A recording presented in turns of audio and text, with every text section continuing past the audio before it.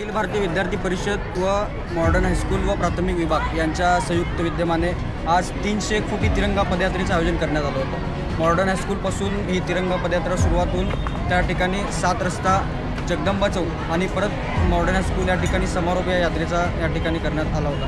आणि या ठिकाणी या परिसरामध्ये भारत माता की जयचा एक चांगला नारा त्या ठिकाणी पूर्ण परिसराच्या या वर्गामध्ये ही घोषणा पूर्ण दुमदुमून गेली होती।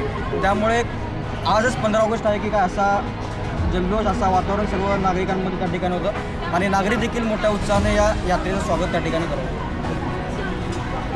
बरं, हा जो तिरंगा आहे ते 300 फुटी आहे असं मला कळलं। याच्या पाठीमागची तुमची भूमिका काय होती? ती वेगळा उपक्रम या दृष्टीनं विद्यार्थ्यांना जर असा आनंद असतो आणि उत्साहाचं वातावरण असतं आणि प्रत्येकाने हातामध्ये वेगवेगळा तिरंगा छोटा ध्वज घेण्यापेक्षा प्रत्येकाने एकत्र येऊन एकच ध्वज फडकवणे हा एकजुटीची भावना मुलांमध्ये निर्माण होते।